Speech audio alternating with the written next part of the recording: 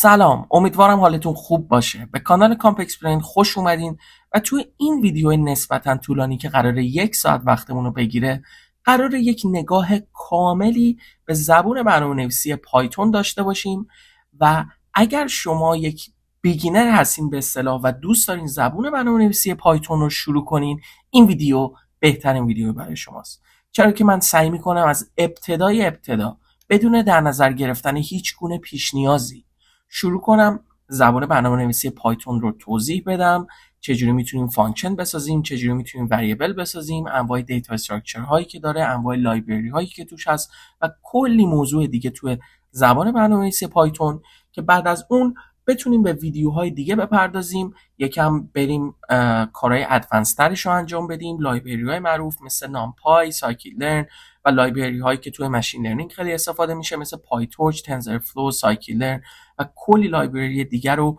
بتونیم کند و کاو کنیم و ببینیم چجوری میتونیم از اونها استفاده کنیم.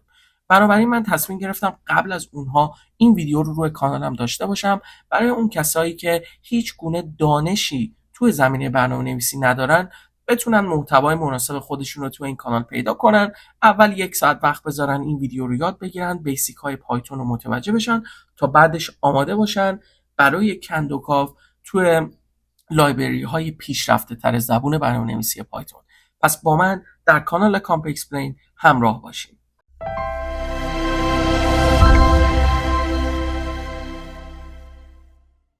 اولین کاری که ما باید برای پایتون بکنیم طبیعتاً اینه که یک پیش نیازی داشته باشیم به اسم کامپیوتر و همچنین دسترسی به اینترنت، چون اولش برای نصب پایتون ما طبیعتاً نیاز داریم که به اینترنت دسترسی داشته باشیم.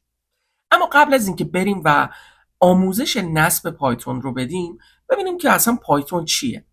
زبون‌های برنامه‌نویسی مختلفی وجود داره که واقعا امروزه شمارش از دست ما در رفته و شاید بگم صدها زبون برنامه‌نویسی مختلف وجود داره که هر کدوم کاربردهای مختلفی دارن. اما سوالی که پیش میاد اینه که واقعا فرق اینا چیه و ما چرا باید چندین زبون مختلف داشته باشیم و چرا کار خودمون رو اینقدر سخت کردیم؟ چرا فقط یک زبون نداریم که همه کارا رو با اون بکنیم، سایتمون رو با اون بسازیم، اپلیکیشنمون رو با اون بسازیم، کارهای هوش مصنوعیمون رو با اون زبان انجام بدیم و خلاصه همه کارا رو با یه زبان انجام بدیم؟ چرا نیازی که چند تا زبان بدونیم؟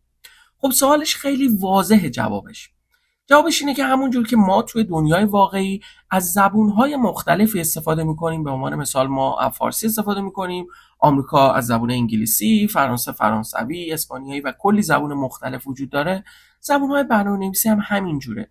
و اصولا برنامه‌نویسا و ساینتیست‌ها خب شاید خواستن برای یک مسئله خاصی یک سینتکسی برای خودشون بسازن، یک زبانی برای خودشون اختراع کنن و بعدها خب به خاطر ویژگی‌های مثبتی که اون زبان داشته خیلی اومده مطرح شده و همه ازش استفاده میکنن. در حالی که اگر برگردیم به شاخش متوجه میشیم که مثلا شاید 5 نفر اومدن صرفا واسه خودشون یک زبانی رو طراحی کردن. همونجور که ما میتونیم مثلا الان با چند تا خط و نقطه یک زبان برای خودمون بسازیم، یک قاعده دستوری و گرامری واسه خودمون بسازیم، لغات رو توش تعریف کنیم، سینتکس رو توش تعریف کنیم و بتونیم با اون حتی ارتباط برقرار کنیم و حرف بزنیم و متوجه بشیم. ولی خب طبیعتاً نیازمند به تمرین خیلی زیادی یادگیری اون زبان.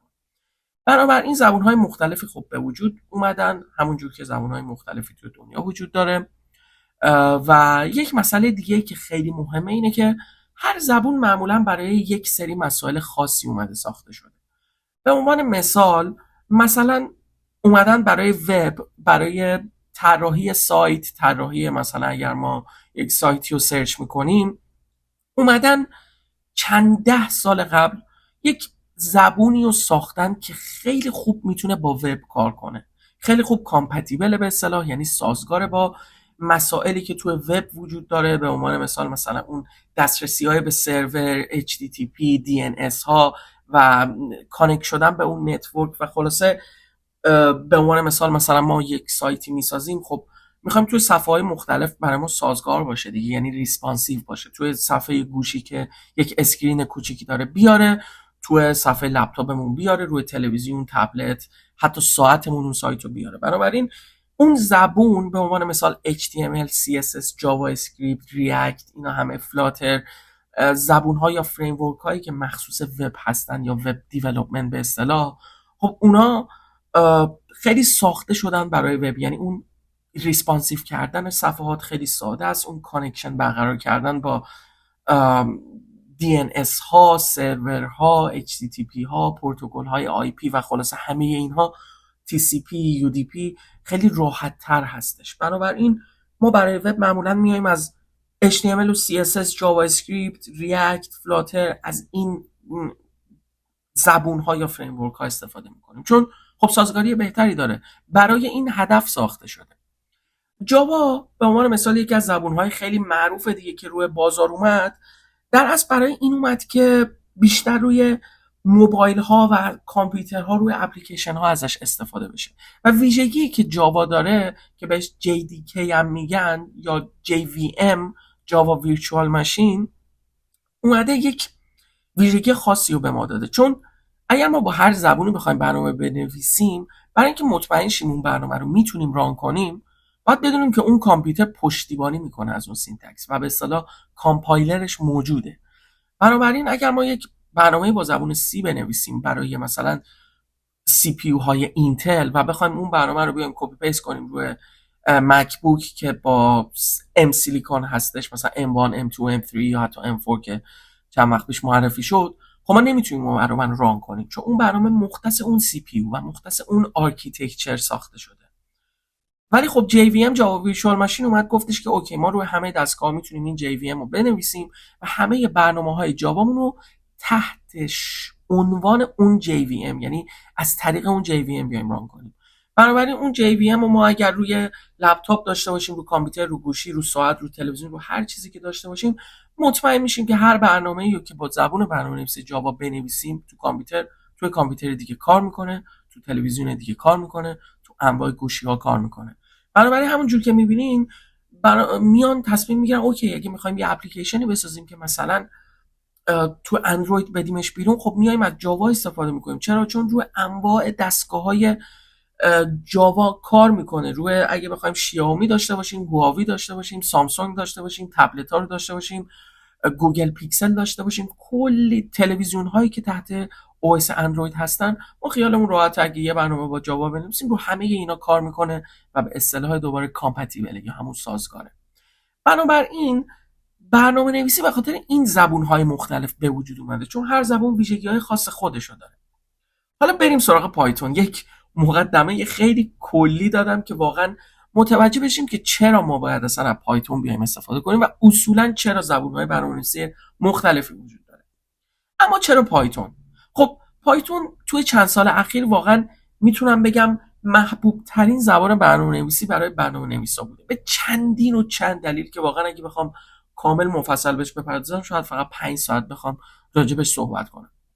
اما اگر خیلی خلاصه بخوام بگم، زبان برنامه‌نویسی پایتون در اولین وهله خیلی ساده است. یعنی واقعا سینتکس خیلی ساده‌ای داره که ما تو این ویدیو چند دقیقه دیگه نگران نباشین، آهسته آهسته با هم پیش میریم، هر جایی خواستیم میتونیم ویدیو هم پاس کنیم.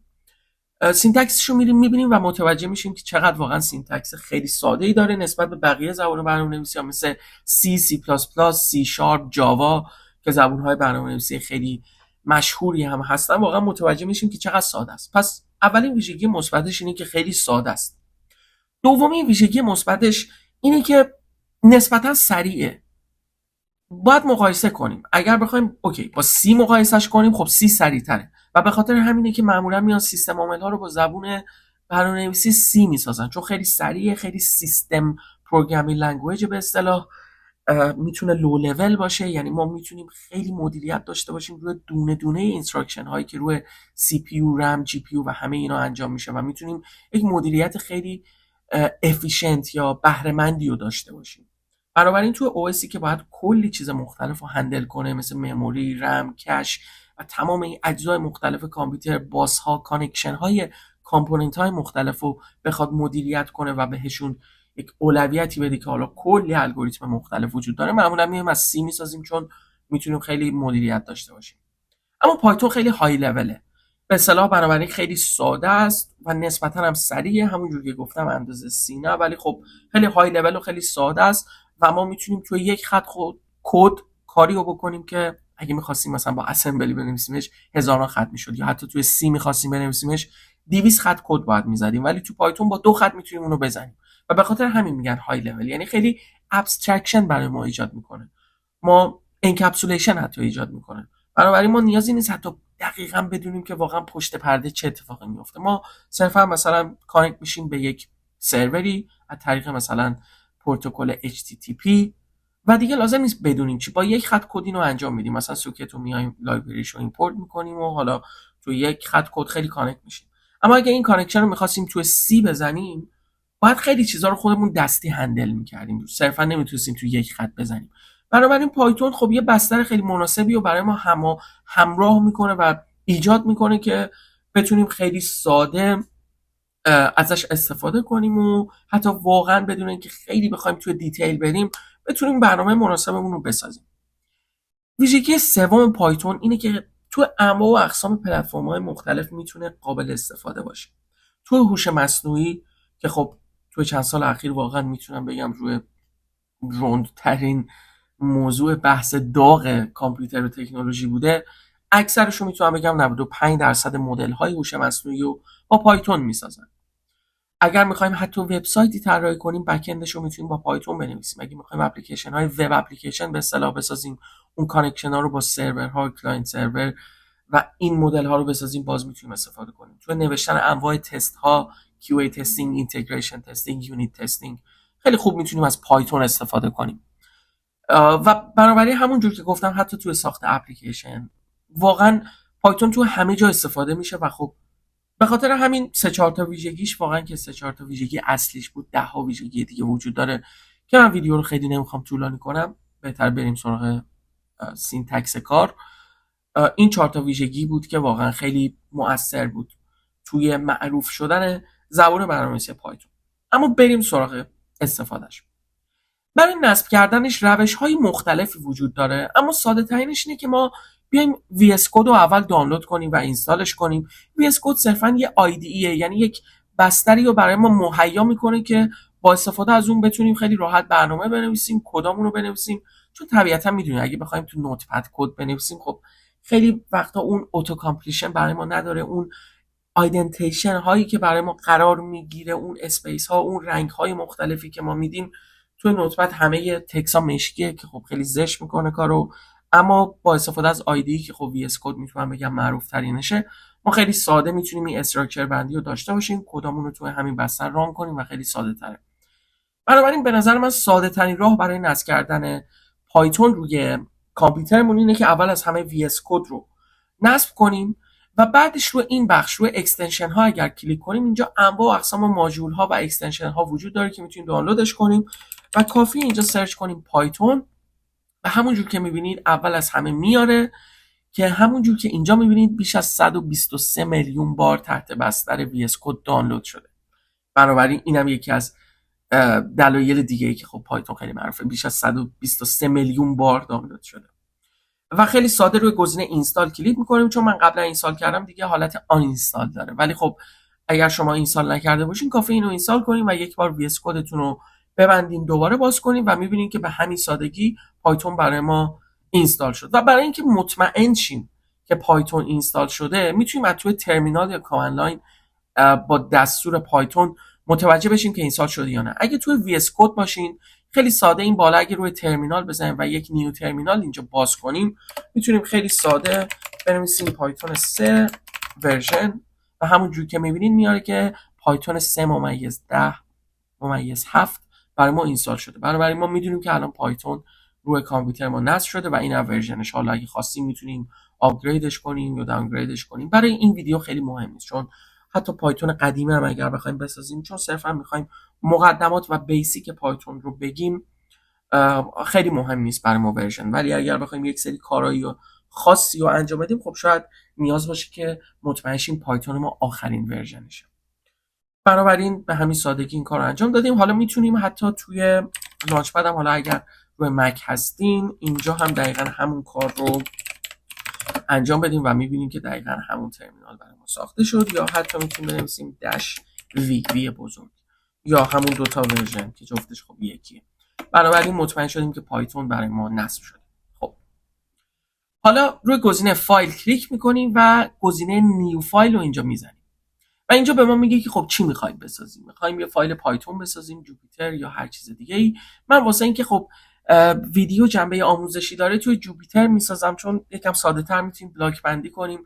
ولی جوپیتر نوتبوک هم دقیقاً یک نوتبوکیه که ما میتونیم تحت اون بستر بیایم کد پایتون بنویسیم. بنابراین فرقی نداره که بخوایم فایل پایتون باز کنیم یا فایل جوپیتر نوتبوک. حالا من اینجا جوپیتر باز میکنم و همونجوری که میبینید اولین بلاک برای من ساخته شد. کامند اس یا کنترل اس رو میزنم که سیوش کنم و اینجا اسمش رو مینویسم کامپ اکسپلین و توی دسکتاپم سیوش میکنم که مطمئن شم همه چیز سیو شده. و حالا باید بریم و شروع کنیم. اولین کاری که همه برنامه‌نویسا میکنن پرینت کردن هلو ورد. برای پرینت کردن یه چیزی توی ترمینال به سادگی ما فقط کافیه بنویسیم پرینت، همین. اما اگه یادتون باشه توی جاوا نمیدونم کار کردین یا نه، اگه می‌خواستیم بنویسیم بعد بنویسیم system.out.println فلان فلان و تازه اینجا باید سمیکالن رو میذاشتیم، اما پایتون هیچ سمیکالنی نداره. خب پس فقط کافیه بنویسیم پرینت و توی کروشه اینجا باز میکنیم یا دبل کوتیشن مارک میگن، حالا هر چیزی که میگن. اینجا هر چیزی که دوست داریم و واسه خودمون مینویسیم و همین. این خط شد یک خط پرینت برای ما و فقط کافی اینجا رانش کنیم با پایتون 3.7 و همونجور که میبینید اینجا کد برای ما ران شد و این مقدار برای ما پرینت شد. بنابراین هر چند تای دیگه که بخوایم میتونیم اینجا واسه خودمون بنویسیم explained و یک بار دیگه اگه رانش کنیم خب 2 خط برای ما چاپ میشه. بنابراین هر چقدر اینجا بخوایم میتونیم پرینت اضافه کنیم، هر چی دوست داریم بنویسیم و واقعا هم مهم نیست چقدر باشه سایزش. ما میتونیم به عنوان مثال یک لاینی داشته باشیم که خیلی خیلی زیاد کلی متن داره ولی خب هیچ مشکلی نداره، رانش کنیم تمام اینا برای ما پرینت میشه. بنابراین اولین دستوری که خب خیلی ساده است دستور پرینته که ما میتونیم با استفاده از اون بیایم و هر چیزی که دوست داریم و واسه خودمون پرینت کنیم. من یک بلاک جدید میسازم، اینا رو میذارم بمونه و فایلش رو قرار میدم روی وبسایت یا همون چنل یوتیوب که شما بتونید اون رو دانلود کنین و از هر جایش که میخواین استفاده کنین. اما همون جور که گفتم پایتون ویژگی های مختلفی داره و اپلیکیشن های مختلفی داره. برای نوشتن کامنت ما میایم از هشتگ استفاده میکنیم، در حالی که توی زبان C یا C++ یا حتی جاوا برای نوشتن کامنت ما از 2 تا اسلش استفاده میکنیم. اما چرا باید کامنت بذاریم توی کدمون؟ کامنت خطایی هستن که کامپیوتر اونو ران نمیکنه، یعنی اونو صرفا به عنوان یه خطی میبینه که کد نیست و هر نوتیه که ما میتونیم اونجا بنویسیم و واسه خودمون داشته باشیم. بنابراین اگر من یک کامنتی بنویسم که توی وی اس کد با رنگ سبز اینجا مشاهده میشه، اگر رانش کنم هیچی ران نمیشه، یعنی هیچ چیزی برای ما پرینت نمیشه، چون کامپایلر متوجه میشه که اوکی من اگر هشتگ دیدم کل اون خط برای من کامنته. اما چرا باید از کامنت استفاده کنیم؟ بعضی وقتا که فرض کنی هزاران خط کد نوشتیم خب یادمون میره، مثلا 3 ماه بعد بیایم روش یادمون میره که مثلا چی نوشتیم، اون فانکشن رو چرا ساختیم، اون وریبل رو چرا ساختیم. بنابراین میتونیم قبلش یک خط اضافه کنیم به عنوان کامنت و اونجا توضیح بدیم واسه خودمون که چیه. مثلا اینجا من میتونم این بالا یک کامنت اضافه کنم و مثلا بنویسم first chapter of Python مثلا. و خب اگر 2 سال دیگه هم بیام اینو ببینم مثلا متوجه میشم که اوکی این مثلا میخواستم اولین چپتر پایتون یاد کنم. یا اینجا میتونم مثلا بنویسم برای کامپ explain یوتیوب چنل یه خط دیگه اضافه کنم، مثلا بنویسم نویسندم خودمه. بنابراین این فایل رو اگر در دسترس قرار بدم هر کسی دانلود کنه خب متوجه میشه که این فایل برای چنل کامپ اکسپلین بوده و مثلا نویسندش هم من بودم. بنابراین ما هر چقدر بخوایم هر چقدر دوست داشته باشیم میتونیم از کامنت ها استفاده کنیم، حتی میتونیم در کنار این خط ها هم کامنت اضافه کنیم و هیچ فرقی برای ما نداره. از اون به بعدش کامنت میشه، یعنی همچنان اینو به عنوان کد تشخیص داده. و خیلی وقتا ما میخوایم مثلا یه لحظه اینو پرینت نکنیم، جای اینکه پاکش کنیم و دوباره بعد کنترل زد بزنیم و یکم سخت میکنه، میتونیم اینو کامنتش کنیم. یعنی میخوایم داشته باشیمش تو کد ولی نمیخوایم فعلا ران شه، شاید بخوایم مثلا 2 هفته دیگه یا میخوایم یه چیزی رو تست کنیم، بعدا اینو دوباره آن کامنت میکنیم و برای ما پرینت میشه. اما اگه مثلا این 2 خط رو من بیام کامنت کنم، فقط خط اول میاد برای من ران میشه. بنابراین خب خیلی کاربردهای مختلفی میتونه داشته باشه و من واقعا توصیه میکنم که تا اونجایی که میتونید سعی کنید از کامنت ها استفاده کنید، چون واقعا به کمکتون میان و خیلی میتونن مثمر ثمر باشن. همونجور که گفتم پایتون میتونه توی وب دیولپمنت باشه، تو سافت دیولپمنت باشه، توی مسائل ریاضی خیلی میتونه کمکمون کنه، توی اسکریپت نوشتن ها خیلی میتونه کمکمون کنه و خلاصه خیلی ویژگی های مختلف دیگه ای داره. و اومدیم پرینت هم نوشتیم و اومدیم حتی دیدیم که چجوری میتونیم اینجا ورژن پایتون خودمون رو ببینیم. بنابراین همه اینا اوکیه و به سادگی ما تونستیم همه این کارها رو انجام بدیم. حالا وقت این رسیده که بریم سراغ سینتکسش و ببینیم بقیه سینتکساش چی هستش. اولین نکته‌ای که پایتون داره اینه که با ایندنتیشن کار میکنه، یعنی اصولا با تب کار میکنه، با این فاصله ها. ببینید توی زبان برنامه‌نویسی مثلا جاوا یا سی، ما برای اینکه به کامپایلر بفهمونیم که آقا این خط کد ما تموم شده، آخرش میایم یه سمیکالن میزنیم. اما توی پایتون نیازی نیست ما این سمیکالن رو بذاریم و حذف شده و ما هیچی لازم نیست بذاریم. اما برای اینکه کامپایلر متوجه شه که واقعا کی خط ما تموم شده، کی اون دسته از کد درون یک کد دیگه هستن. به عنوان مثال ما اگه بخوایم جمله شرطی بنویسیم، یعنی بنویسیم مثلا اگر 5 بزرگتر از 2 باشه بیا فلان کارها رو انجام بده، بالاخره کامپایلر ما با هم متوجه بشه که تا کجای کد درون این ایف قرار داره و کجای کد درونش قرار نداره، یعنی اصلا هیچ ربطی نداره به این ایف. مثلا ما اگه کدمون رو اینجا بیایم قرار بدیم، خب اینجا هم البته باید یه چیزی بنویسم، مثلا بنویسم inside if. این ایندنتیشن یعنی این فاصله‌ای که اینجا برای ما افتاده مشخص میکنه که هر کدی که این فاصله رو داره درون این if استیتمنت قرار داره. بنابراین اگر این if استیتمنت درست باشه، یعنی مقدار true رو به ما برگردونه، تمام خط کد هایی که این فاصله رو دارن برای ما ران میشه. اما اینجا چون این فاصله رو نداره، به کامپایلر میفهمونه که این درون بلاک ایف نیست و این همه جوره باید ران بشه. بنابراین ما اگر اینو بیایم برعکسش کنیم، متوجه میشیم که خب این داره چی میگه؟ میگه اگر 5 کوچیکتر از 2 باشه اینو بیا پرینت کن.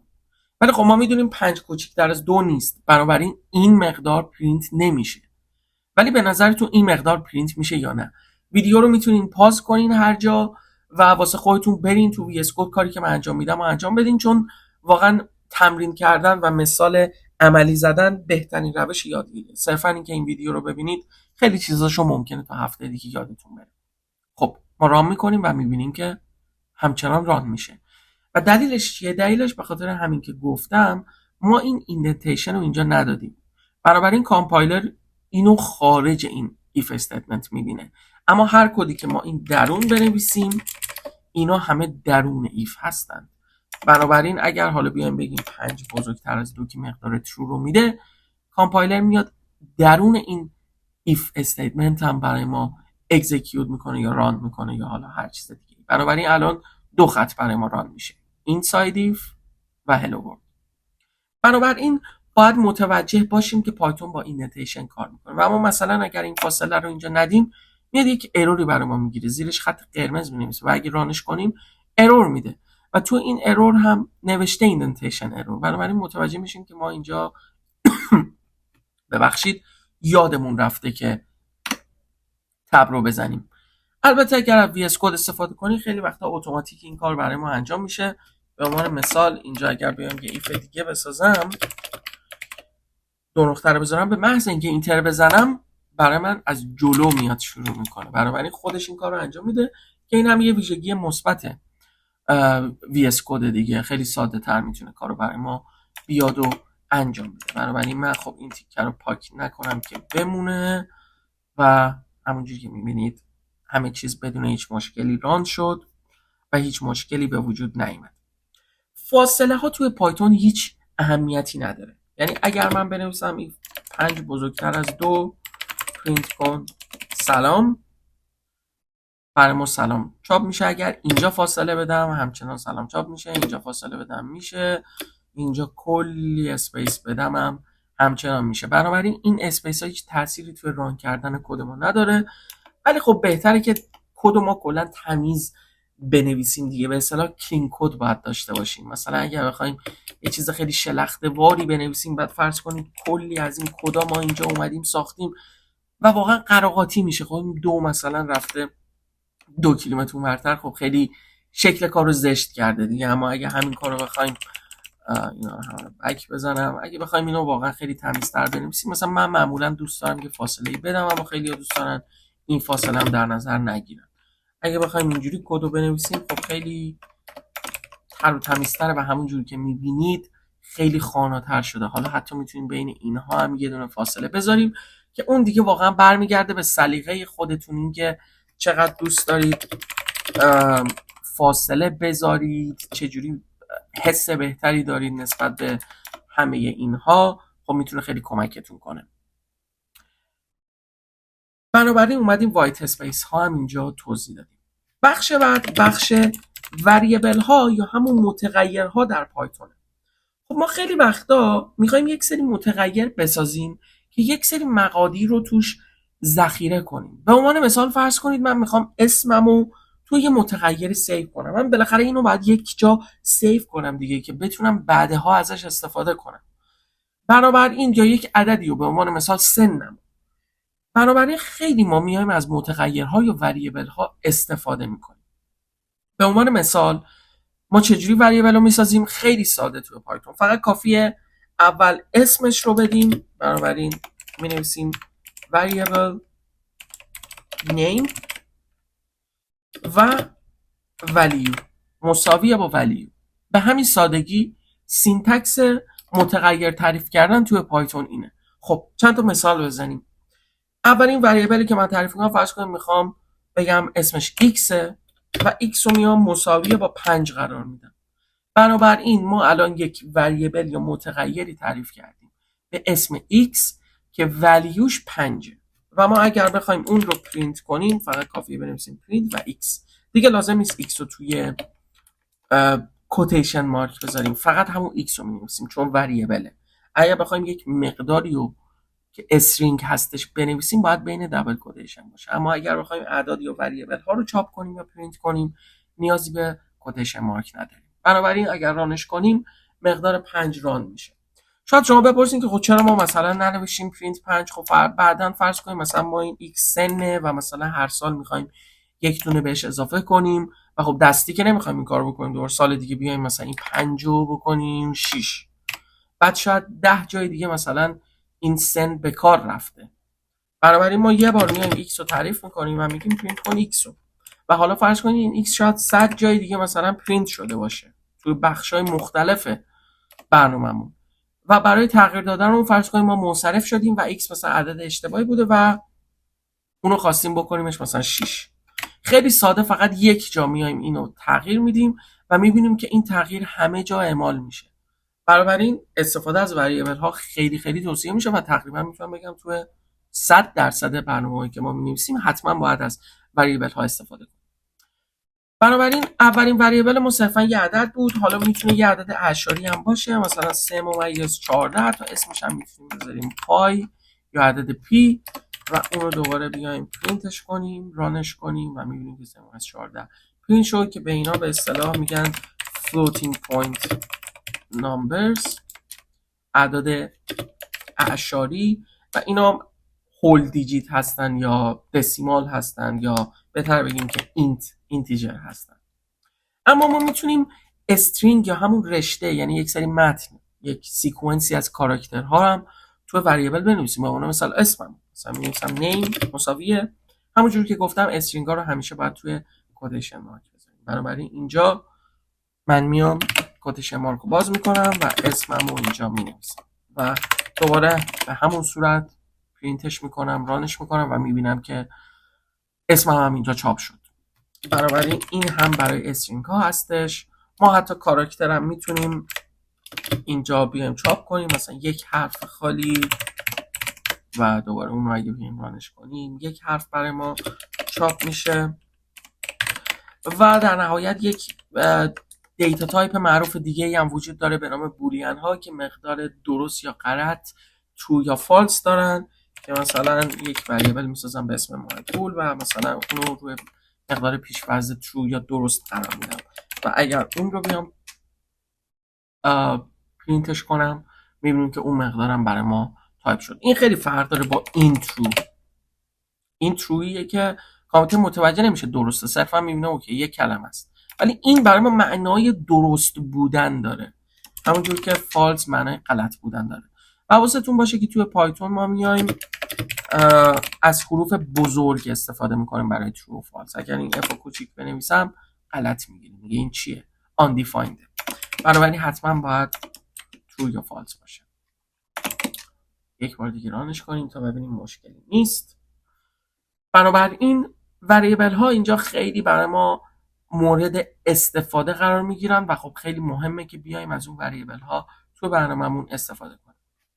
حالا فرض کنید ما میخوایم مثلا یه اپلیکیشن بسازیم که یک وبسایت دانشگاهیه. بنابراین فرض کنید همون پورتال دانشجویی و ما میخوایم اینجا مثلا خیلی ساده شده شو بسازیم که هر کسی بتونه بره توش مثلا نمرهشو ببینه، اطلاعات دانشجویی رو ببینه. بنابراین ما توی این پورتال من میام اینجا می نویسم مثلا یونیورسیتی پورتال. خب ما باید اطلاعات دانشجوها رو بیایم ذخیره کنیم. هر دانشجو خب طبیعتا یک اسمی داره، درسته؟ بنابراین یک نیمی داره، مثلا من اسم خودم میذارم، میذارم رام. حالا میتونم برای بهتر شدنم اینو بنویسم فرست نیم و لاست نیم. توی پایتون نامگذاری وریبل ها میتونه هر چیزی که دوست داریم باشه، ولی اصولا میان اگر میخوایم یک نامی رو بذاریم که مثلا 2 تا کلمه داره یا 3 تا کلمه، معمولا بینش آندرلاین میذارن. اما توی سی و جاوا میان از کمل کیس استفاده میکنن، یعنی مینویسن فرست نیم مثلا،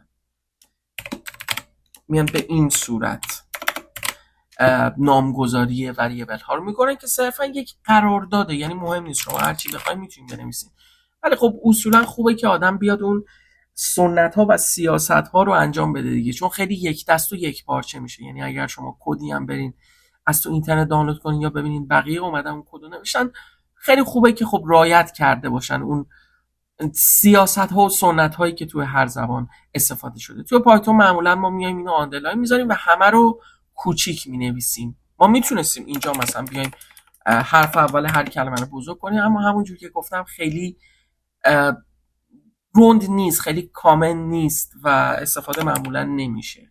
بنابراین ما میایم اینها رو کوچیک استفاده میکنیم. خب ما یک وریبل دیگه هم تعریف میکنیم به نام last name، یک وریبل دیگه به اسم age که age چون سنه دیگه لازم نیست توی کوتیشن مارک بزنیم. ایجمون رو وارد میکنیم. یه دونه دیگه داریم به نام مثلا student number که حالا میتونه یه عدد مثلا یه استرینگ باشه که حرف توش داشته باشه یا صرفا یه عدد باشه، فرقی نداره. معمولا حالا میایم از استرینگ استفاده میکنیم. اما اگه اون رو ران کنیم خب هیچی برای ما پرینت نمیشه دیگه، چون از پرینت استفاده نکردیم.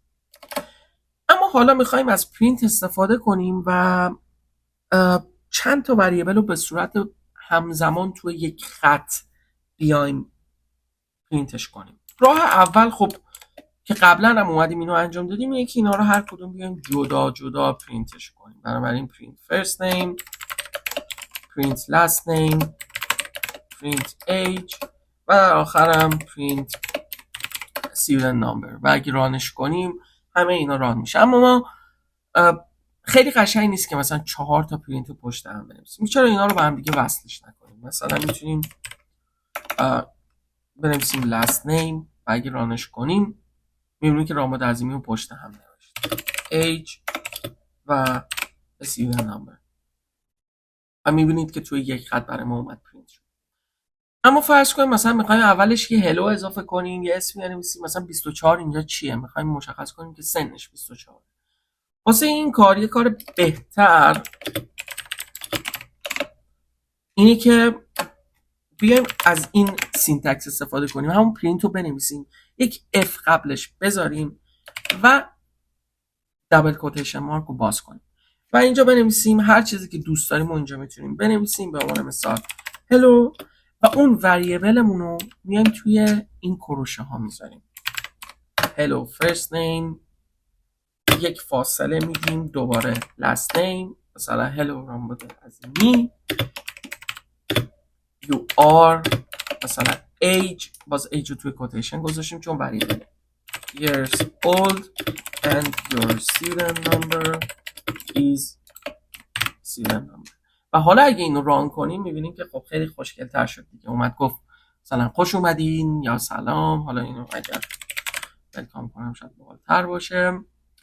گفته شما 24 سالتونه و شماره دانشجوییت هم 1 2 3 4 5. حالا اگر اینو عوض کنیم بکنیمش علی عظیمی، دوباره خیلی اتوماتیک این اسم برای ما عوض میشه. بنابراین این هم خب یه روش خیلی خوبیه که معمولا خیلی من حداقل خیلی دوست دارم از این سیستم استفاده کنم که میخوایم ترکیب کنیم پرینت کردن یک سری وریبل رو با یک سری متنی که خودمون دوست داریم بنویسیم. چون بعضی وقتا وریبل ها رو باید توضیح بدیم دیگه. یعنی مثلا اینجا این عدد 24 اینجا چاپ شد، خب واقعا آدم نمیدونه چیه این عدد 24 چه معنی داره. بنابراین خوبه که اینجا مثلا توضیح بدیم که این به معنی ایجه و این به معنی شماره دانشجویی. بنابراین این هم روشیه که خب خیلی ما میخوایم ازشون استفاده لازم رو ببریم.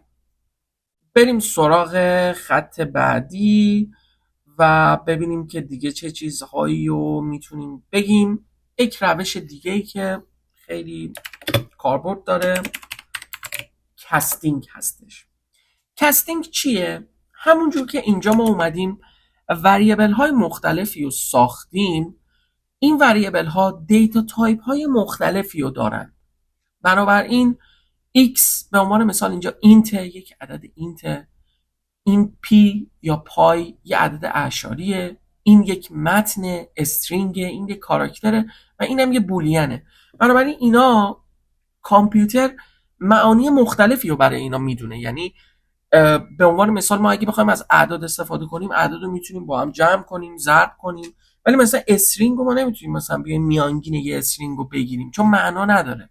بنابراین مهمه که کامپیوتر فرق اینا رو بدونه و همونجور که گفتم توی پایتون این کارا اتوماتیک انجام میشه. اما اگه می‌خواستیم توی جاوا یا سی مثلا یک وریبلی بسازیم، باید دیتا تایپش رو خودمون دستی می‌نوشیم. یعنی می‌نوشیم int x مساوی با 6.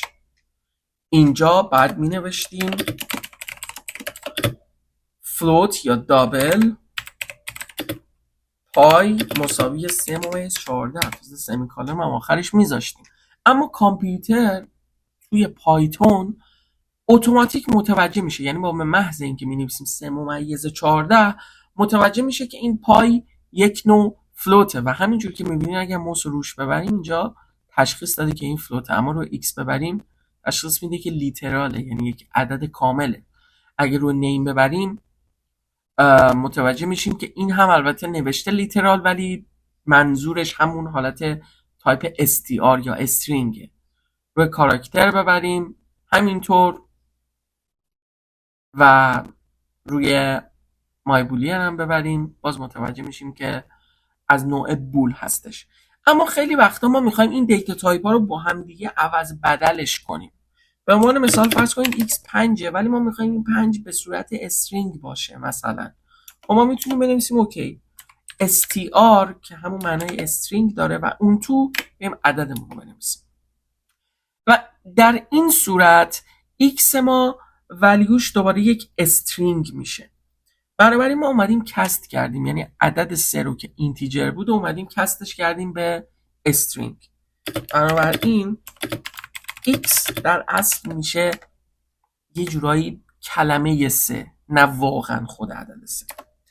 اگر بخوایم اینتش رو بنویسیم خب با کست اینت میتونیم بنویسیم و اگر هم بخوایم یک فلوتی تعریف کنیم با کست فلوت میتونیم اینو تعریف کنیم. ببینید اینجا که ما پای رو تعریف کردیم چرا دادیم 3 ممیز 14 که شد فلوت. اما بعضی وقتا ما دوست داریم عدد کاملمون که 6 رو به عنوان فلوت در نظر بگیریم. چون بعدها اگه مثلا اینجا ما بخوایم x رو تقسیم بر 4 کنیم خب چون x اینجا برای ما یک اینتیجر هستش، میاد تقسیم اینتیجری برای ما انجام میده و دیگه اعشار رو در نظر نمیگیره. برای من 6 تقسیم بر 4 رو میگه 1 در حالی که 1.5 بود. اما اگر بیایم روی فلوت این کار رو انجام بدیم، کامل تمام اعشارها رو برای ما میاد انجام میده. بنابراین اگر ما بخوایم عدد 3 رو به صورت فلوت ذخیره کنیم، حتما باید از این کست استفاده کنیم. بنابراین z تایپ ما میشه فلوت، y اینجا تایپ ما میشه اینت. بنابراین اینجا میگیم y will be همون عدد 3 و اینجا z will be 3 ممیز 0، یعنی همون عدد 3 است ولی به صورت اعشاری تو کامپیوتر اومده برای ما ذخیره شده. برای اینکه بخوایم تایپ هر وریبلی هم اینجا پرینت کنیم، میایم خیلی ساده می‌نویسیم پرینت کن. اگر بنویسیم خود x، خب میاد این ولیو x رو برای ما پرینت میکنه که 3 هستش. اما اگه بخوایم تایپ x رو برامون پرینت کنه، فقط کافیه بنویسیم تایپ x و اینجا میبینیم که میگه از کلاس استرینگ ها هستش. و اگر همین کار رو بیایم برای y و z هم انجام بدیم، میتونیم ویدیو رو پاس کنین و ببینین، حدس بزنین که چی برای ما اینجا پرینت میشه. ولی خب من بهتون میگم این اینت میشه و اینم از کلاس فلوت ها. بنابراین ما اینجا میتونیم تایپش هم حتی متوجه بشیم که هر کدوم از اینها چه تایپی دارن. یه نکته دیگه هم که فراموش کردم بگم، تو استرینگ ها ما هم میتونیم از دابل کوتیشن مارک ها استفاده کنیم و هم سینگل، یعنی خیلی فرقی نمیکنه. ما اگر از سینگل هم استفاده کنیم دقیقاً همون معنا رو میده. و اینجا خب مینویسم سیم که بدونیم که دقیقاً همون معنی رو برای ما میده و دقیقاً همون چیز چاپ میشه. بنابراین فرقی نداره ما واقعا بخوایم از حروف بزرگ استفاده کنیم یا حروف کوچیک. زمان برنامه‌نویسی پایتون کیس سنسیتیوه. به چه معنا؟ یعنی حروف بزرگ و کوچیک، وریبل ها رو اگر بخوایم بنویسیم، مهمه که حرفشون با حرف بزرگ باشه، کوچیک باشه یا نه. مثلا اگر من بگم x مساوی 5 و پرینت کن x رو، خب اینجا 5 برای ما چاپ میشه. اما اگر بگم x بزرگ مساوی 5 و پرینت کن x کوچیک رو، اینجا برای ما میشه. چرا؟ چون قبلا x رو اومدیم اینجا تعریف کردیم. اگه یه بار استارتش کنم، اینجا ارور میده و میگه x دیفاین نشده برای ما. بنابراین اینجا کیس سنسیتیوه، یعنی مهمه که ما حتما مطمئن شیم که این x ها یکی هستن. بنابراین اگر مثلا میخوایم فرست نیم رو اینجوری بنویسیم و اینجا بنویسیم رامبد و بگیم اونو پرینت کن، فرست نیم رامبد پرینت میشه. اما اگر مثلا بیایم حرفای اولش رو اینجا بزرگ کنیم در حالی که این وریبل حرفای اول هر کلمش کوچیکه، خب اینجا ارور میده چون که کیس سنسیتیوه. بنابراین باید حتما حواستون باشه که ما بیایم از سنسیتیویتی خلاصه کلمات اینجا استفاده کنیم و مطمئن شیم که اینجا مشکلی به وجود نمیاد برای ما. من اینو درستش کنم که کد ما اروری نده و بریم سراغ خط بعد. یک مثال کاملتری میخوام درباره وریبل نیمز اینجا بزنم که واقعا ما چه اسمهایی رو میتونیم استفاده کنیم. اولین حالتی که ما میتونیم استفاده کنیم، هر اسمی که با آندرسکور شروع شه قابل قبوله. شاید ما بخوایم یک سری وریبل هایی رو تعریف کنیم که با آندرسکور یا همون آندرلاین برای ما تعریف بشه، ما میتونیم خب این کارو بکنیم و هیچ مشکلی برای ما نداره. یا صرفا میتونه یه اسم خیلی عادی و ساده باشه، مثلا مثل مای وریبل و این هم مشکلی نداره، بنابراین آندرسکور ایرادی نداره. اسمای عادی که اینجا میذاریم مای ور، ایج، نیم، نمیدونم آیدی، همه اینا خب طبیعتا هیچ ایرادی برای ما نداره. باید حتما حواسمون باشه چند تا کار رو نمیتونیم انجام بدیم. به عنوان مثال من اول اینجا بیام بنویسم، نمیتونیم یک وریبل نیمی رو با یه عددی شروع کنیم. یعنی مثلا بنویسیم 2x مساوی 5، همونجور که میبینین اینجا متوجه نمیشه و میگه نمیتونه یک وریبلی با عدد 2 شروع شه. نمیتونیم ما بین فرست و نیم بیایم از دش استفاده کنیم، متوجهش نمیشه. اما از آندرسکور یا آندرلاین میتونیم استفاده کنیم که هیچ مشکلی هم برای ما نداره. و در آخر اسپیس هم نمیتونیم استفاده کنیم، یعنی اگر بنویسیم فرست نیم همونجور که میبینید اینجا میگه invalid syntax، یعنی سینتکس ما اینجا ایراد داره و حتما باید مطمئن شیم که اینا پیوسته است و به خاطر همین بود که گفتم بینش بهترین کار اینه که آندرسکور بذاریم. بنابراین یک مثال خیلی ساده اینجا برای وریبل نیم ها اومدم بذارم که مطمئن شیم که نیمینگ های ما درسته. و واقعا یه نکته خیلی مهمی که توی نیمینگ وجود داره اینه که باید واقعا وریبل هامون رو سعی کنیم اعداد درستی بذاریم. یعنی اگه من همینجوری بیام تعریف کنم مثلا A رو بذارم رامبد، B رو بذارم عظیمی، بعد C رو بذارم مثلا 24 که همون A جمعه، بعد D رو بذارم ID، فرض کنید 5 ماه دیگه بخوام مثلا اینجا یه کدی ببینم که مثلا اینجا اومده A پرینت شده، من واقعا متوجه نمیشم که اینجا مثلا A چیه، چون این اسم هیچی رو به من نمیرسونه، صرفا میگه A. بنابراین خیلی خوبه که ما بیایم از اسمای منطقی استفاده کنیم، اسمایی که دارای معنای. بنابراین اینجا بهترین حالت اینه که بیایم بنویسیم first name، بهترین حالت اینجا اینه که بیایم بنویسیم age. بنابراین باید سعی کنید که توی تمریناتون، میدونم خیلی وقت آدم دوست داره زودتر کدو بزنه، اینجا سریع یه سری A و B تعریف کنه، بعد مثلا بگه A به علاوه B رو بیا برای من چاپ کن، اوکیه. ولی خیلی وقت خوبه که ما بیایم اسمای درستی رو تعریف کنیم خلاصه برای وریبل هامون و حتی جلوتر هم اگر وقت شد و رفتیم توی وریبل هامون. بخش بعدی که ما میخوایم اینجا بیایم توضیح بدیم آپریتورها هستن. آپریتورها یا اپراتورها توی پایتون خب خیلی استفاده میشه و کلا تو همه زبان‌های برنامه‌نویسی خیلی استفاده میشه. ساده ترین آپریتورها آپریتور جمع، منها، ضرب، تقسیم، باقی مانده، به توان و تقسیم اعداد کامل، تقسیم صحیح هستش. این چند تا آپریتور خب آپراتورهایی هستن که طبیعتا ما توی درس ریاضی خیلی باشون استفاده کردیم و دیدیم. برای اینکه بهتر متوجهشون بشیم اول از همه من اینا رو کامنت کنم، بریم دونه دونه مثال بزنیم. خب اول از همه دو تا وریبل ما تعریف میکنیم، x ما عددش 10 مثلا و y ما عددش 5. خب ما اول از همه بیایم x و y رو اینجا پرینت کنیم، مطمئن شیم همه چی درسته. بعد 10 و 5 خب اول از همه بیایم جمع و اینجا یه بار تست میکنیم. خب میگیم پرینت کن x به علاوه y و همونجور که گفتم اینجا هر چقدر اسپیس بذاریم مهم نیست، ولی خب من معمولا دوست دارم یه فاصله بینشون بدم. به نظرم این یکم تو همه، ولی هر جور خودتون دوست داشته باشین. میاد 10 به علاوه 5 میکنه که میشه 15. من این دو خط رو برمی‌دارم که قاطی نکنیم. عملیات بعدی میشه عملیات منها که باز دقیقا مثل جمع x منهای y یا y منهای x، اینجا عدد 10 منهای 5 مساوی 5 برای ما چاپ میشه. توی ضرب هم باز به همین مقدار باید روی کیبورد اون ستاره رو بذاریم که معمولا روی عدد 8 کنترل 8 فکر کنم اوکی باشه. x ضرب در y که 10 ضرب در 5 میشه 50 اوکیه. و تقسیم در آخر که با اون حالت اسلش وجود داره که x تقسیم بر y که اینجا 10 تقسیم بر 5 میشه عدد 2. ولی همونجور که میبینید اگر یک دونه اسلش بذاریم این 2 تبدیل به فلوت میشه، یعنی یک عدد اعشاری. چون اگه اینجا مثلا 6 بود عدد روندی نمیشد و میشد 1.66667.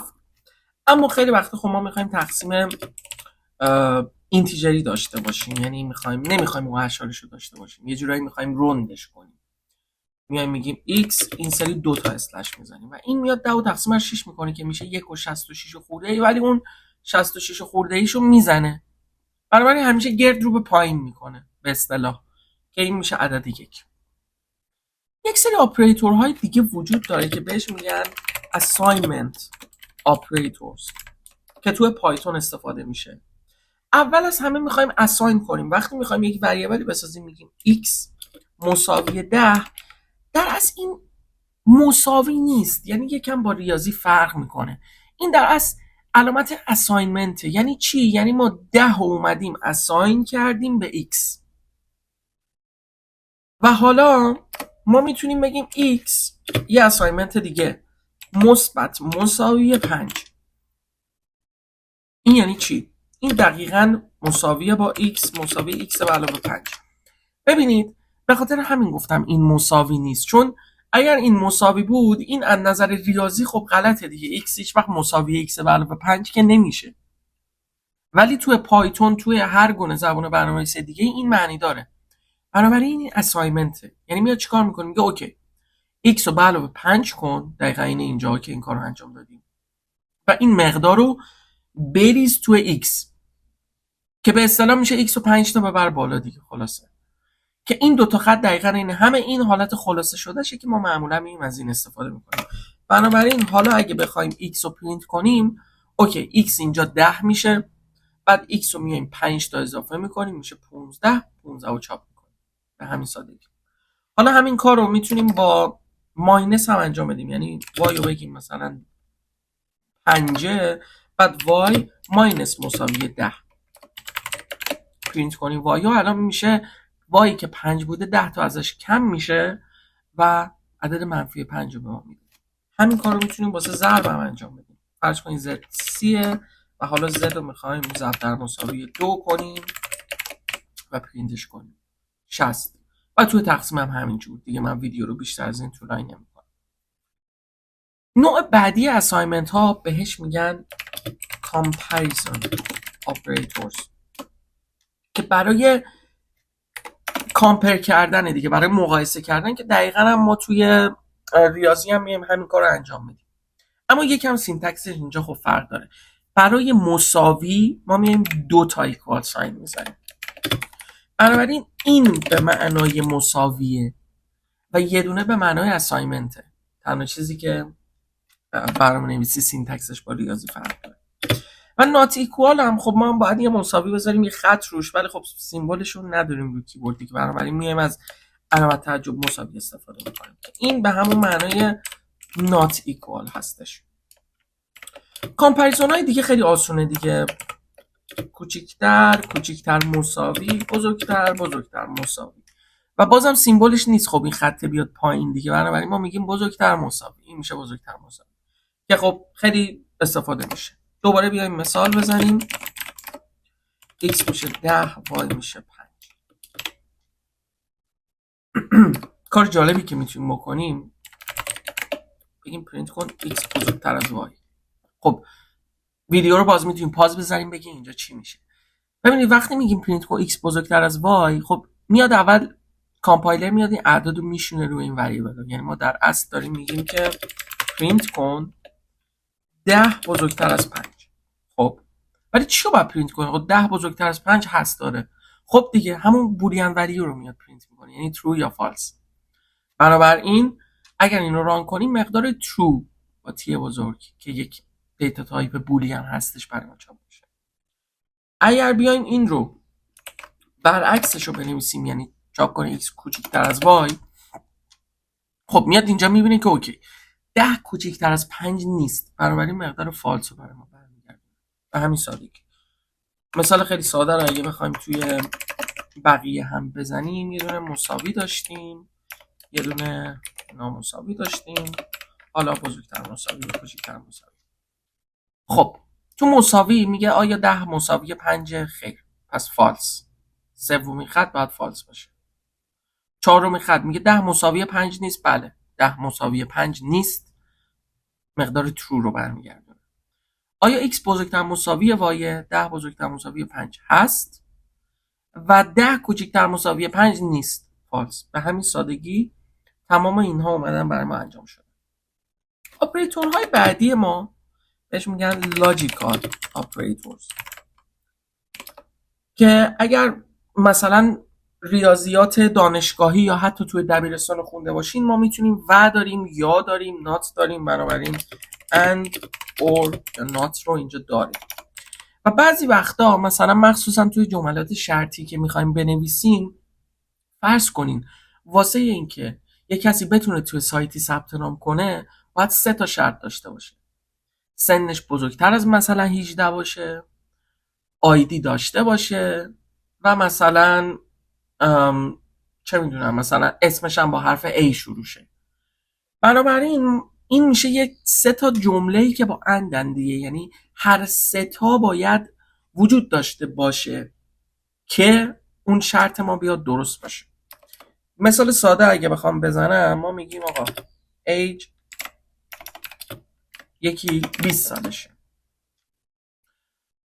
شرط دوم ما مثلا ساده تر باشه، مثلا بگم اصلا یه عددی مثلا میگم مثلا x ما 10 باشه.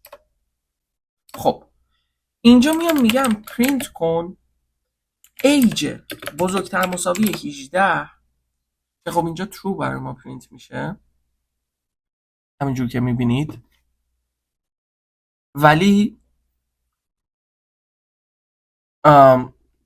یه شرط دیگه هم باید داشته باشین که مثلا x هم حتما باید بزرگتر از 20 باشه که اینجا فالسه برای ما.